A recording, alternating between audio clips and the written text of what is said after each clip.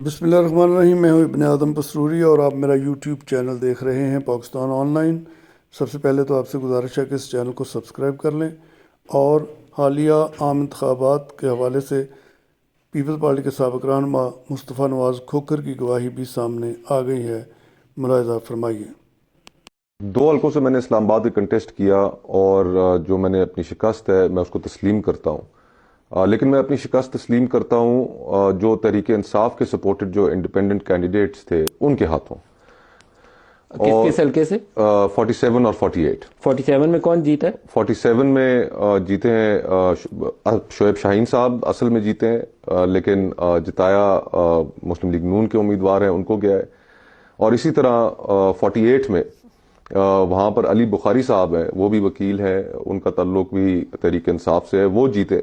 लेकिन जब अगले सुबह हमने रिजल्ट्स देखे तो उसमें राजा खुर्रम नवाज साहब इलेक्शन जीते हुए। ये आपकी राय है या फॉर्म 45 के मुताबिक? फॉर्म 45 के मुताबिक। आपके पास फॉर्म 45? मेरे पास सारे पोलिंग स्टेशंस के दोनों हलकों के फॉर्म 45 मौजूद हैं और मैंने उनको जो दोस्त पीटीआई इस्लाम कर रहे हैं, ये इस्लाम कर रहे हैं, इनका इस्लाम मैं इसलिए कर रहा हूँ कि मैं कह रहा हूँ अब आप कर लें इस्लाम, बहुत कम नहीं। इन्होंने पहले भी इवन जब ये पाकिस्तान पीपल्स पार्टी के साथ थे, ही टुक अ प्रिंसिपल स्टैंड। अब आप इन्हें इस्लाम कर सकते हैं, मैं टीवी पे दिखा दूं। मैं इस्लाम फिर ये नहीं कि ये प्रिंसिपल स्टैंड ले रहे हैं, ये अल्हम्दुलिल्लाह उस इंस्टीट्यूशन से भी हैं जिस इंस्टीट्यूशन से मैं पढ़ा हुआ हूँ, तो मुझे उस पे भी फख्र है। नहीं, मैं ममनून हूँ आपका हुमायूं भाई। सिर्फ कोशिश इतनी है कि हम इस सियासत के अंदर हमने माहौल को बहुत ज़हर आलूद, बहुत आपके ख्याल में अगर 45 पे पीटीआई का कैंडिडेट जीता हुआ था तो 47 में फिर पीएमएलएन को कैसे जिताया? बस वो उसके अंदर रद्दो-बदल की गई जी। आपके पास साइंड कॉपीज हैं? मेरे पास साइंड कॉपीज हैं दोनों हलकों की।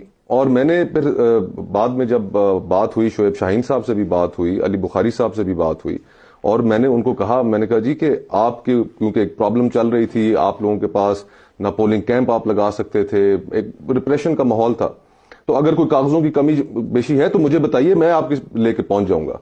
और मैंने फिर एक ईसीपी के अंदर इलेक्शन कमीशन में दरखास्त भी दी कि जी जो कंटेंशन है शोएब शाहीन साहब की और जो कंटेंशन है अली बुखारी साहब की, वो कंटेंशन ठीक है और मैं भी उसको अपनी एविडेंस के साथ बैक करता हूं।